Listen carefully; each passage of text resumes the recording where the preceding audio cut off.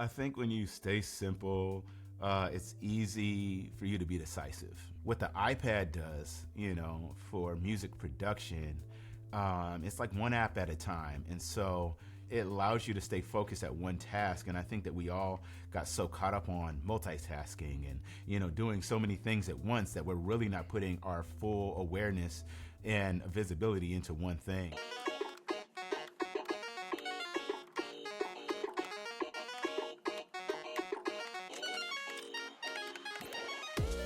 Your setup looks good, man. It does look nice. Right Nice on. depth of Yeah. field. Looking fresh. Trying to Did you do your keep hair it just for together. this podcast? I did. I sure did. That's funny. Henny Tha Bizness in the flesh. We've been wanting to get you Yes. on the show for a long time. We've been talking about, I think we've been talking about this for like 6 months, right? Oh, yeah. When I found out that Jeff knew you, at least somewhat personally, I was like, that's crazy. Yeah. That's sick. let's get into this, man. Yeah, I'm sorry it took so long. Our first celebrity on the show. Man, chill out. So Fernando is huge into iPad. And Yeah. it Yes, was sir. just sort of like seeing your layup drill videos and things like that. It just seemed like we got to get Henny on the show to talk about music production, to talk about the iPad's place in music production, the Mac, Apple historically, just really talk about music and anything else as well. Yeah. But why don't you just tell us a little bit about like your background and how you got to where you're at now? Well, let's see. Where should I start? I grew up in Seattle, Washington, and suburbs outside of Seattle, and I always had a love for tech and music, and probably a lot of video and photography using my dad's big camcorder back in the day, that type of thing. Ooh, yeah. And I got into music production in high school, and it was kind of the way for me to kind of build friends that I never had. I felt like I was pretty, kind of popular in school, but never felt like I was really connecting with people besides my core group of friends that I probably had since, grade school. And from that, I just started making music on a little keyboard and put it on a tape deck and recorded it and played it in the lunchroom. And that turned into me doing this ever since. I never stopped because I love that. I love that feeling of community from music. And I don't think I had that type of wisdom back then, but I was just trying to get some friends. And I'll tell you, when I went to college and I came down here to Atlanta, Georgia at Morehouse College, and first, in the dorm, I had this big keyboard, this Ensoniq ASR-10, and I had a microphone and some speakers in our dorm. And I would just put the mic in the middle of the dorm room, and I'd play all these beats. And Morehouse is 3,000 predominantly African American males, and so it's very focused on the black men in America and around the world. And so I'm hearing all the music that everybody's playing from New York to LA to Philly to Chicago to DC to Virginia to Florida to Louisiana, and I'm listening, and everybody has their big like photo books or the CD books of just all their favorite stuff. Oh, I remember and those. I would just yeah, and I would literally just go and just can I look at your CD book, and then I would just start looking at who the producers were that everybody was listening to, and then I just try to recreate their beats. And I knew that production was something that was driving me, and so I literally got from there to getting my first deal when I was in college because I just worked at it really, really hard and just really focused more so on trying to become this producer that I always thought I wanted to be. And then I ended up getting a deal, graduating from college, moving to LA, and working on some movies. And then did some scoring then and got wind of Dr. Dre and started working with Aftermath. And then from Aftermath, I started working with Snoop Dogg, and then Snoop Dogg to G Unit, and then G Unit. Whoa. Oh yeah, I worked in the past. So this is like all the early 2000s, and I was a producer for G Unit for a while, and then I moved back to Atlanta after I got married with my wife, and then I started working with a lot of Southern artists down here, Gucci, Young Jeezy, and then I started working with Drake. And then with Drake, I got with Lil Wayne and T-Pain. And then hits started happening, and the success just started kind of bubbling up. And I got to a point where we're getting hit records and Grammys and Grammy nominations, and a lot of finances. And I'll tell you, it was one of those points where you reach a part of your life and you're like, this is crazy, but what's next for me? And it was kind of like a slope in my trajectory, and I literally went from having all the things that I ever wanted in my life, thinking, okay, this was the dream, this is the goal, to like, I don't know what to do anymore. And so I was in a partnership. We split ways, and I didn't have a voice like I needed to, because I was pretty much an introvert. Because if you can hear from the little bit of the story that I'm telling you, I was kind of like a recluse, just banging out my beats and trying to make sure it was hot to be able to play, but I didn't really like to talk. And so the biggest thing for me was like, how do I build my voice? And I think that's what was calling me. And so I took a different pivot, and I looked, and I had all the studio equipment, and I had this big studio in my house, and I'm sitting there like, I looked on my couch and I saw this, it was iPad Air 2. No, iPad, yeah. Was it Air 2? Something like that. And I was like, yo, what can I do with this? I think I can do something with this, because I wanted to get back to being simple when I just had one keyboard. And I was like, maybe this can be like my one keyboard. And so I started doing that. I started trying to figure out ways to use the iPad professionally. And this is like 2014, 2015.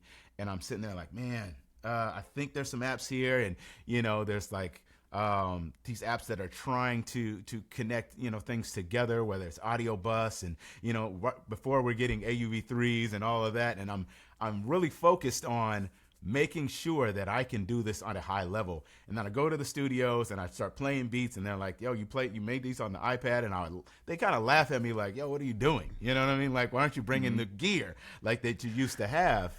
And I was determined, and I was like, okay, if they're gonna laugh me out of the studio, who's gonna appreciate this? And I was like, go to YouTube. And I was like, okay, I've never, now I'm like really like getting nervous about putting my face on camera, speaking to a lens.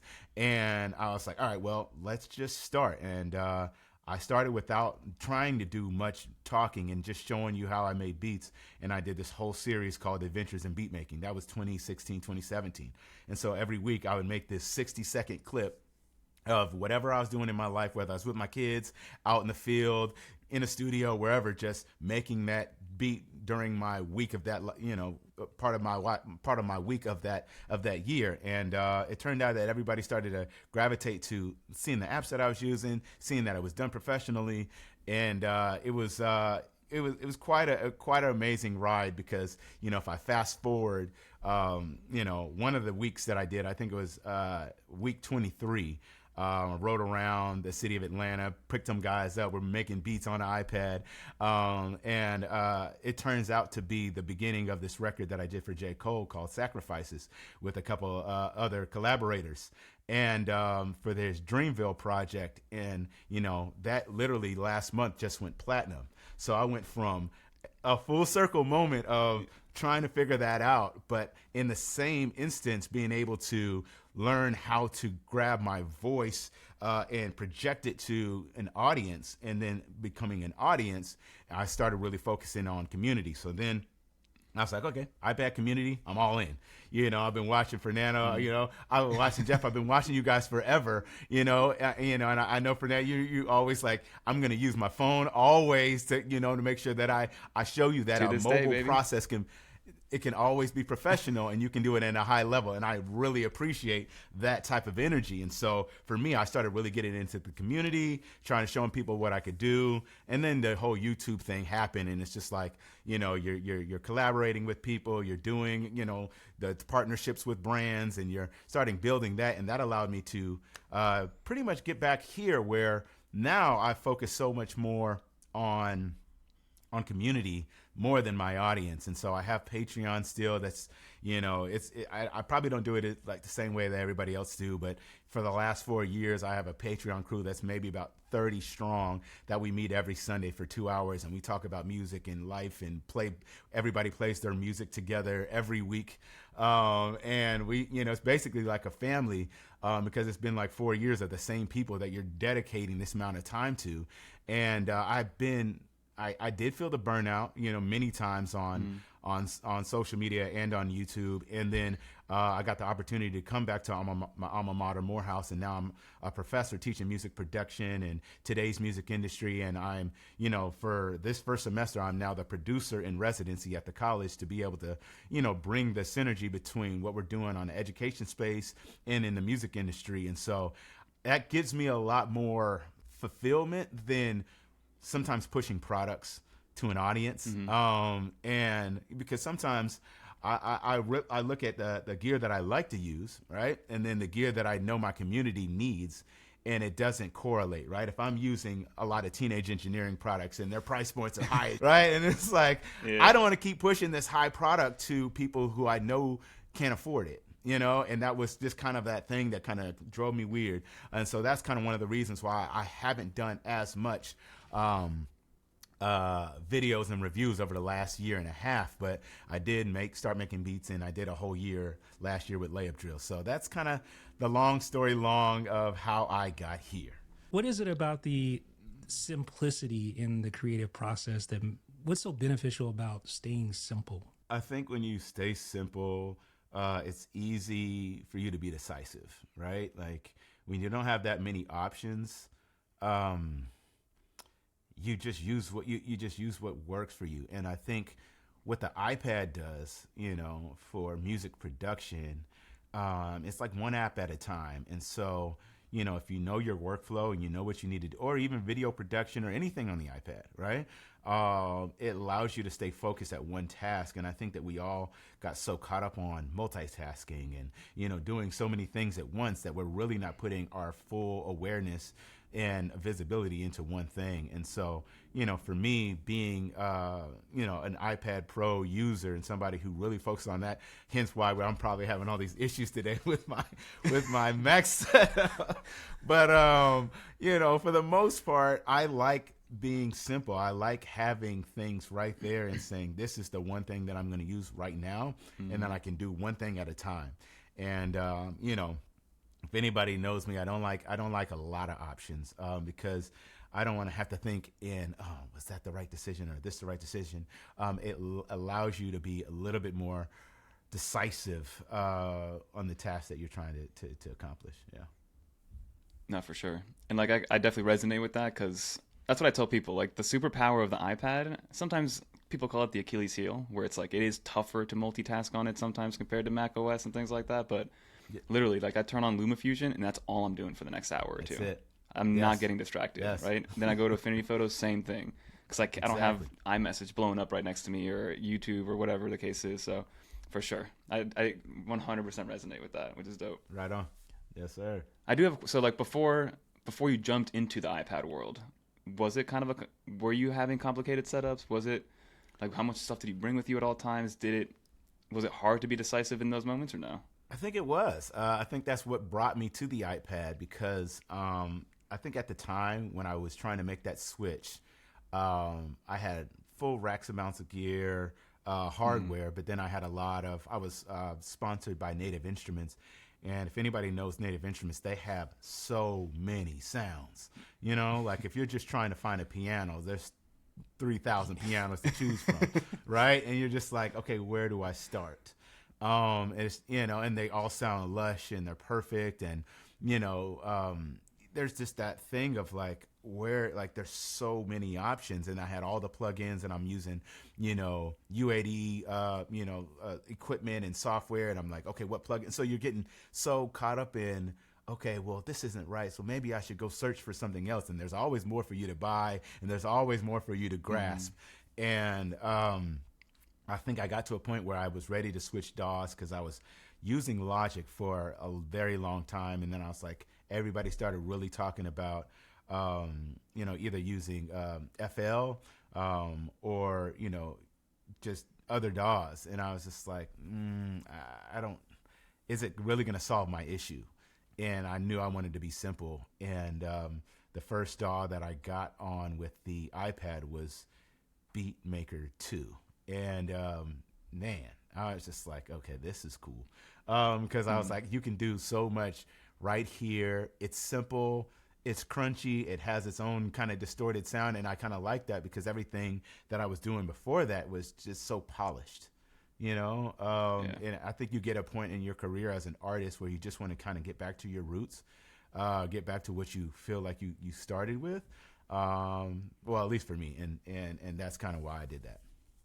No, I agree. Like, even though it's not exactly the same, like I've always been one who, or at least back in the day, I kind of gone off the rails a little bit, but like making videos and not worrying so much about making a mistake, like with what I say in the video, not like something incorrect, but just like a stutter, or I feel like people resonate with that more because they feel like, oh, it's real. It's not just some, commercial wrapped up in a bow, but it's like he's really doing this. And I feel like with music, it's kind of the same thing in a way, is where some things can just sound so perfect that you, from a human standpoint, you can't really relate to it. And it's funny because now I'm going back and relating that back to, I watch YouTube all the time. I think I watch YouTube way more than I watch TV shows or anything else, because I think us as YouTubers watch YouTube because we just know how valuable it is. And it truly changed my life. But, I sometimes it I don't say irks me, but I understand that, some people really like to, do a whole script and they'll read their script, right? And it's so perfect that it starts to sound robotic, but, you can hear the inflections in people's voices when they're just off the top of their head, and they're giving you their real thoughts. And not their polished thoughts, and I really get more into those because it is more human, right? And you start to feel, and I think that's why people gravitated towards me, because I never scripted anything, and I didn't really even understand that people were really doing that. I was like, I'm not trying to write everything down. That's not what I did. And I get that, because some people, like, they really type, right? And I was never a typer. I'm like, I'm a keyboard player, so I'm like, I just want to talk. But it's amazing, like, when you get down to that, right? When you get down to being just simple about your approach, and allow yourself the vulnerability to mess up, and allow, yourself for the audience to see your mistakes. It frees you and it gives you a little bit more confidence. So that's my thoughts on that. Yeah. No, for sure. And I definitely want to get a little perspective on your side, because I knew that you had some experience prior to the whole YouTube world and things like that, but I didn't know it was that in depth, honestly. So I kind of want to know, you're in this rare situation where you've been in both worlds, right? You've been in the YouTube social media space, but you've also been in the more legacy, not like Hollywood, but you know what I mean, like more the legacy kind of business model. Like, not what did you like more, but like what were some of the differences? Like, talk to me a little bit about what the experience was like. Was the YouTube just kind of like a breath of fresh air, a change up that you wanted to do, or you got tired of one or the other? Like, what was that like? Yeah, the music industry in its entirety can be such a it can be like a rat race, and it can be very the whole keeping up with the Joneses, the whole trying to create this character so that you fit in, right, into whatever community of genre that you're a part of. If I'm in part of the hip hop community, what do I need to look like? What do I need to sound like? What studios am I at? Who am I collaborating with? Who's the A&R that likes my music? And it gets to a point where you really have to play this game. So I don't know. It's like you just have to be so. To me, it just felt like I had to be faker than I needed to be. I never really felt like I could be my true, honest self, because there's such a, especially when you're younger, there's such a impact of coolness that you feel like you have to be, like and you're trying to keep up with that. And I made a lot of mistakes, with my finances and even with relationships. Just because I thought I needed to be a part of something. And it does deteriorate your spirit a little bit. And I think that's what I felt, 10 to 12 years ago, where I was just like, I don't want to be this guy anymore. I don't want to show up that guy anymore. I know there's parts of that I like, but there's a lot of part of that person that I have to show up to become when I'm in the industry that I don't like. And so then going to YouTube, it's so niche. And then, like I talked about before, it's like you're so focused on community that now you're finding people who are like you and who like the same things that you like. And you can be as techie and nerdy and weird as and you don't have to worry about not feeling like that doesn't feel right to you. That feels awesome. You know what I mean? And I always felt like, I was telling my wife the other day, I was like, I've always like been into the Clark Kent Superman dichotomy, where it's like, I'll put the glasses on and I'll nerd out into my stuff and I'll be Justin for a long time, and then I gotta be Henny and put the stuff on and take the glasses off, right? And I have to be this guy. Like even right now I have to be the guy, you know what I mean? Like, because I understand the branding part of that, but Justin's who I am most of the day if people don't see me, and I'm just really watching YouTube videos and nerding out and getting hype off of the latest things and testing out betas and trying to, but I most people aren't on that wave, in the industry like that. And so the great part about that is the fact that I can bring that energy back into the music industry space. And so now the part that I've been a part of the Recording Academy, and now I'm on the board of directors, and I'm a national trustee and a former president of our chapter. And I've been able to bring the lessons and the education that I've learned from being on social media as a content creator back into this space, because we know how influential that is to becoming successful in basically any type of job, right? And then I can do the opposite, and I can bring my music industry experience to my content creation, so it gives a little bit of wisdom and perspective on those who have done it in a different space of just not having to get followers and chase partnerships and affiliated marketing and all of that. So if that made sense, I hope that did. A lot of those things we can relate to, though, what you were saying. Maybe not necessarily the music industry, but pretty much every industry has like cookie cutter. This is what you should look like. This is how you should talk. But especially so in hip hop, like it's like amped up. Like I'm sure like 50. early mid 2000s too. Dude. I can imagine. Yeah. So how do you mentioned using the iPad and going from like big mixing boards and the full quote unquote studio look and appearance and everything that comes with that to an iPad is such a huge difference. The way people react to that really hit home, because it's like, as a video producer, as someone who maybe does corporate videos and stuff, you show up to a corporate shoot with a Sony camera, maybe not as much now, but if you did that 5 years ago, you would be laughed off the set. Like they want a red camera, they want whatever they think is professional, right? So how do you deal with the negative reactions, or just maybe the apathy of when you show up with an iPad, or you sort of push the idea of using an iPad for music production? I have an underdog spirit, so like I'm rooting for those who want to try something a little different and not just want to be the norm, right? And so I had to, that kind of helped build up my confidence in using, an iPad for music production, because I was like, well, you just have to be that much better, right? Like to yourself, right? Yeah, I mean, competition is competition, but like if you're competing with yourself, can you be as good as you were without the big gear? Can you still do it? And I'm still on that path today, but I have platinum records with it and without it. So like I can speak on that from a real level, so I can say that it's possible. And that was my thing, because, people ask me why I got into YouTube, and, I saw my son, who is now 14, almost 15, and he's 1 or 2 years old. And I gave him my original iPad when the iPad 2 came out or something like that.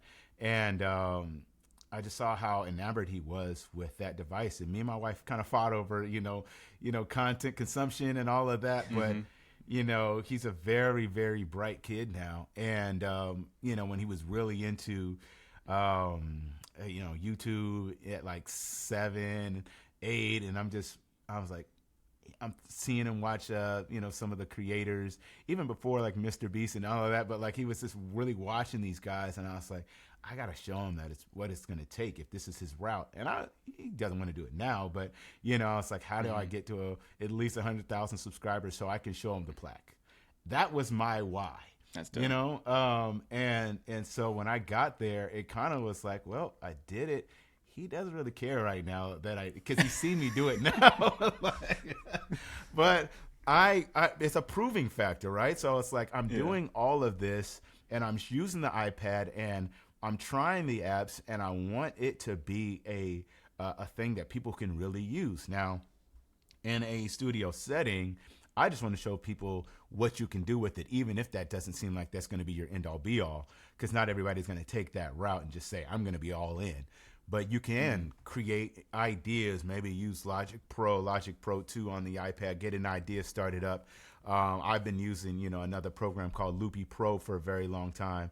And, export those stems, and then we airdrop them into a full Logic session, and then we start to, build from that. And so there's so many different ways for you to be a part and collaborate, because, what you can do, and then if somebody else wants to use what they can do, collaboration is the key to it all.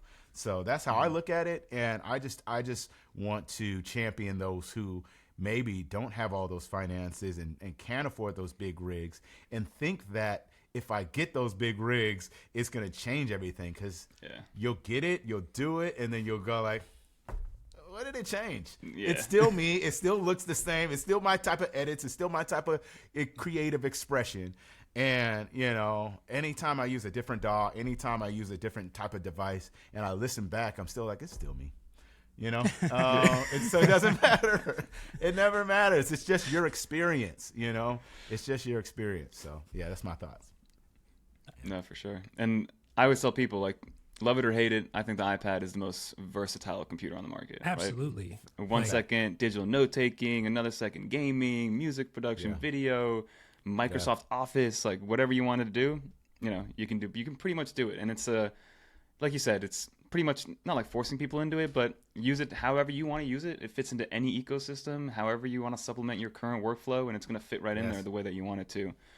So my segue into that is, what is the current use case for the iPad right now? Are you kind of just playing around, nerding out like you were? Do you use it in your education setting? Like, do you recommend it to your students? Like, how does that all work right now?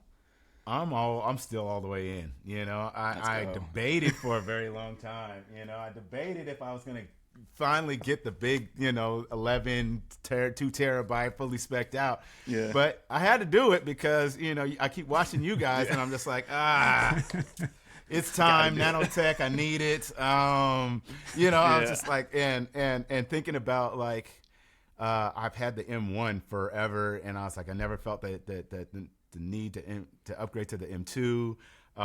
And I tell everybody that it's not really necessary. There's so many different iPads for every different budget. But I do a lot of video editing and still even outside of YouTube for, different projects that I'm doing and other things. And I still love LumaFusion. I haven't strayed away from that. You know what I mean? I'm still using this for any time I'm trying music production. I haven't strayed away from that. Nothing has stopped the same approach of using this. It's my everyday. I still don't have a laptop. I have this M1 Mac Mini that I've been using since it came out, and that's what you're seeing here. You know what I mean? It's still keeping up, and I can still do the 4K shot with multiple angles. That's fine, but the iPad is my end all be all. The main reason that I literally switched is I wanted 11-inch and I had 13 for so long, and so I was like, well, you know what, I want the 11-inch again. And my brother got it a couple weeks ago, and me and him are just the most techiest going back and forth type guys ever, and so he was showing it to me, and I was like, okay, all right. I think I need it. This thing is thin, you know. It looks nice. Yeah. I was able to go to, that one of those first Apple events in New York when they went back in May when they showed it off, and I was like, I don't need that. I don't need it. And a few months later, I'm like, yeah, I need it. I gotta have it. So yeah, I'm fully in. I'm still fully in, bro, for sure. What you said about the just recommending high end gear to your audience and just kind of feeling weird about it. Like that's why I still haven't reviewed the Vision Pro. Like I just feel stupid. Man. Like even suggesting that someone drop $4,000 on this really fun arguably, toy. Yeah, it's basically a toy. I know. I just feel dumb. Like I'm not doing this, man. I'm not about to recommend this to anybody. It just doesn't feel right. So for someone just starting out with music production, or someone who wants to make a career out of it, or just wants to like make their own, like the other day, someone put in a YouTube comment, "Oh, just another lame stock. What do you call it? Stock sound or stock audio?" Because I just used something from a stock audio site, and they were like clowning me for that, and I'm like, it kind of hurt. Yeah. I need to actually start making my own music for background sounds. So that's that's the goal. But with that being said, what do you recommend for someone just starting out?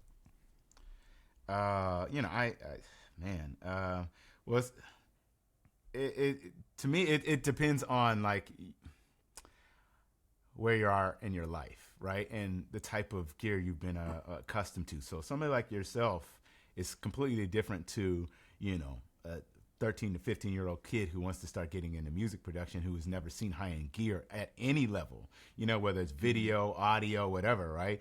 We've all probably tested and been around some really cool gear, but like I tell them to start with what they have, right? If you have an iPad, if you have a phone, use GarageBand, understand, like, and then I get into like the idea of understanding, if you're thinking about production, music production and making beats, right? And people are always like, you got to make your own sounds. I think most people want to go and buy a whole lot of gear, right? And I'm just like, use what you have and learn about what certain sounds, you can gravitate towards. So I've always recommended an app like Bloxwave, where it's like this looping app, and you can bring in all of these different 8 different sounds, and it's really kind of color coordinated. And I've done some guest speakers at like kindergarten and first, second grade, and I'm showing them, if I go to Bloxwave and I'm just like, okay, this color is melody, right? And this color, right? If you see this app, right, you see like it says like melody is pink, and drums are green, and blue is bass, and purple is percussion, and teal is vocals, and orange and effects. And so I was like, let's start with some drums, and we'll start with some drums, and then you play that, and we start to build a track like that. And so for somebody young, they understand what the different instruments are, right? And so you get into understanding that and how you bring instruments together. And then from that perspective, you go and you try to figure out, okay, how can I do this on my own? And, I've taught people who are in their 60s, there's people on my Patreon right now who had never started music production, who are making beats every week using GarageBand, and it blows my mind. And they're using loops and doing things. And, I love seeing that progression. I love seeing people get to a place where they start to understand why it clicks for them, and the biggest thing is everybody's going to say something, because you're doing something that they wish they could start doing, but they're just afraid to do it. Right. And so I'm like, no, like start. And so, and start simple and start small with not as many options. Because if you're somebody like yourself and you just say, I want to go in with Logic because I know how beneficial it'll work with my workflow, then there's so much right there, especially Logic Pro on the iPad. It's insane. I would say start right there if you know a little bit about things. Yeah. I think Logic Pro is probably one of the most impressive apps I've ever seen on iPad or any platform for that matter. Just the amount of power you get, the ability to now like create your own stems from using AI. Like, it's just crazy, man. Yeah. It's crazy. I mean, but that's a nice little segue into kind of like that AI conversation. Yeah. In your world, how is that? Has it affected your world at all? Do you use it as a tool? Do you stray away from it? Like, what is it like for you right now? So, I teach a class at the college called Today's Music Industry, and we go over the history of music and electronic music, and we think about artificial intelligence, right? And AI is the term that we're using right now, but once we got to digital audio workstations in like the early 1980s and the late 70s, and we started to come up with things like quantization, right? Like, people were like, wait, you can literally type something out and it puts it on the beat. You know how much that messed up a lot of people's career, or thought that would mess up people's careers? Because, like, well, they don't need a drummer anymore because they have a drum machine, right? They don't need a bass player anymore because he can just use this thing using a thing called MIDI. All of these things are artificial intelligence, right? Now what we're seeing is an advanced version of that where, we're prompting to tell it what we need. And so it's funny because I taught a class about 5-6 years ago, and I saw how important voice recognition and speech to, like, computers were, Siri and, Alexa and Google and whatever. And I said, just wait. I was like, at some point you're going to be able to say, hey, whatever, I need some drums from the 1970s and mix it with some stuff from, 80s fusion, and then bring some hip hop vocals over the top and watch it spit something out for you. And I swear to you, those kids that took my class back then are hitting me up like, bro, you're so right. And I was like, the main thing you got to understand is the history of it, right? Because nothing's going anywhere. Creativity isn't changing, right? I think people are getting so frustrated about the jobs and, the creativity that's being, the type of ideas that are just being too easily generated. And I was like, it's not what's being generated, it's how you use it. It's a tool. It's just another tool in the tool belt. So, people will say on videos like, I don't like the session players on Logic and whatever. But if you don't have that type of capability and you don't know how to make that happen, you might as well use it to see how they're doing that, because it's being modeled after people who can do that very well. So that way you can see, like, if you want a drum fill and they're like, oh, they put the drum fill at the 8, at the end of the 8 bar or the end of the 4 bar. Okay, that's where they put that, right? Oh, they're using a feel. Oh, okay, they're using this. Okay, the bass player is playing like this. If he plays more laid back, or you slide the slider to something that's more relaxed, then now he's playing a little off the beat. So how do I play off the beat? It can teach you just as much as it can help you. And I look at it as just as much an education tool as it is as something that can help you get there. And for those who are using it as their, something, like, my dad will send me songs that he's written using different, AI song creators. Yeah. And I'm looking at it like, think about if you were a songwriter and you just didn't like you never could sing, right? And you never was in a studio, and now, or you just thought you would just always just be a poet, right? Now you now you can get your ideas out, right? I'm going to be optimistic about this and say, like, well, there's certain songwriters who are amazing songwriters who can't sing for anything. You know what I mean? And and they're not in the studio a lot because maybe they're they're just really insecure about not having that skill set of being able to sing the songs that they write. Now they can write out the songs, have somebody that they can sing in a soprano or an alto or a bass or a tenor, and then they can get the type of mood of a sound that they want, and they can pitch those records, to producers to help reproduce those records, to different artists to help sing those songs. It can be a tool. And I'm just looking at it like that. And I think that right now where we're at, people are scared. People are fearful that it's going to take jobs or getting things. But all in all, to me, I think we should be optimistic about it because it's not going anywhere. That's a fantastic take. I love that take. Thank you. Because it's true. It is just a tool. Like, if anything, I think it's gonna level up creativity overall. Because the things that used to take a long time are now easier to do, but now it's going to give you more time, more mental space, and more ability to be more creative in whatever field that you're in, or analytical, if depending on how you're using AI. But I like that take a lot because, like you said, people are a little worried, right? Yeah. Depending on who you ask, some people think it's doomsday coming, and some people are like, oh, I guess I just got to like change what I'm doing. So, no, I love that take. Yeah, right on. The creator is still a creator. Like, Yeah. like there's like no matter what tool or thing comes down the pipeline, computers don't create. Creators create. 1,000%. End of the story. Like, Yeah. so just keep that in mind, and then use the tools as best you can in the process.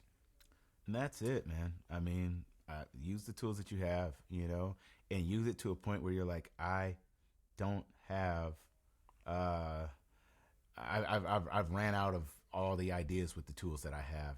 That's when it might be time to step it up, or upgrade, or maybe you're running out of space, or you're trying to do too many things and your computer won't keep up because now you're getting into plugins or whatever. You'll know when it's time, but trying to get, I'll say this for when I got my first deal and I was 21 years old, and part of my deal is the guy who signed me, he just took me to Guitar Center and he said, just get what you want. And it was like literally like a kid in a candy store. That's awesome. And I bought this, and I'm buying these racks, and I bought the keyboard, and we bring all these boxes back to my apartment. Now he's just looking at me like, okay, I just spent all this money. When can you get me something good, right? I swear that was the worst summer of my music creation career because I had too much, And so it's like you can't ask for so much because it's like you have to learn the pieces of gear that you have. And so I have all this gear. I have computers now, and I'm like, what am I supposed to do with all of this? How am I supposed to put all this together? How I had one keyboard and some speakers, and now I have a full little studio. And so I tell everybody, one piece of gear at a time, Like even with video production and audio, like learn video, then learn audio, then learn lighting, right? Yeah. Right? Or maybe learn video, then learn whatever your process is, one thing at a time, so that you're not trying to figure out how to get great at all of it at the same time, because it's just not going to happen that well, It goes back to that decisive nature. It's like too many options, man. Exactly. When it's too many options, you get overwhelmed, and then you just don't even start. So going one by one, mastering each little piece, or trying to master each little piece, and then eventually it kind of just comes together, which I think is dope. That's it, man. Yeah, you've been dropping some gems, man. We really appreciate like you taking the time to spend with us. I'm sure those that are watching will definitely find some things they'll benefit from this conversation. And how can people find you? Where can they go to get in touch with Henny? I mean, I always just tell people to just Google Henny Tha Bizness. It'll show up somewhere, because I probably took a dabble in every, part of YouTube or any social platform. And, if you don't see me as frequent, on these things, just know that I'm still there, and I'm still thinking about how I want to show up, because at this point in my career, it is about being a service leader, in wherever areas that I'm in. And so I stress community over audience these days. And so I really get down with the communities. And I'm really a champion for those who are going after, what their passions are. And I'm trying to figure out how I can help. So, I love doing these types of things. My days are scheduled kind of crazy, but, it took us a minute to get here. And I'm just grateful that we are able to do this, because I know that I'm a part of the community that watches these things. And so I want to help as much as I can. So I appreciate you too. And man, this has been good. I do have two final questions. One, off the top of your head, favorite artist that you've ever worked with? You can give me a top 3 if it's too hard. Okay. T-Pain, Kendrick Lamar, and Snoop. Yeah. Dude, T-Pain, I grew up on T-Pain. I think I know every single one of his songs. Yeah. I'm still listening to him to this day. He's an amazing person. Just an amazing person. Yeah. He's definitely having a little renaissance coming back. He's doing what he loves. And it's exactly. Shows. Yeah. Absolutely. And then what's the plan with the YouTube channel? Do you have anything planned for it? Is it there when you want it to come back? you kind of just leave it in the back burner for now? What's the plan? Yeah, if there is any. It's idle. It's chilling. But I'm not going anywhere because I know I have so much more to say. I'm just trying to figure out how I want to re-show up to the world. And I'm going to have to restructure what people expect from me. Because like I said before, I want to be as honest about the life that I'm living. And, you know, if I pick up, you know, the Leica M11 that I'm loving right now, right? I'm not telling everybody that's what you should go get. This is what afforded me 15 years of trying to do photography and videography. It was a thing that said to me, you finally got what you wanted. Okay, great. You don't have to talk about those things, right? So what do you want to talk about? And a lot of it for me at this point is showing people how to try to find how to be happy and find peace and try to figure out what they're truly after. Because I think that's the main question that people aren't asking themselves when they even start a channel. You know, what do you really want from this? What is your real why? And like I told you guys, I had my why, and now I'm just trying to figure out a new why for those who really need my service. So that's where I'm at, but I'm not going anywhere for sure. We'll be waiting. I got my notification bell turned on. Don't you worry. Yeah. Right on. It's been an encouraging chat. I think. Bring that to the YouTube channel, honestly. Yeah, man. This People need is how I probably, no, for sure. And that's why I said, like, you know, community, audience I have to think about. But yes, I'm here. So good stuff. Appreciate it, man. Awesome. Thanks, Justin.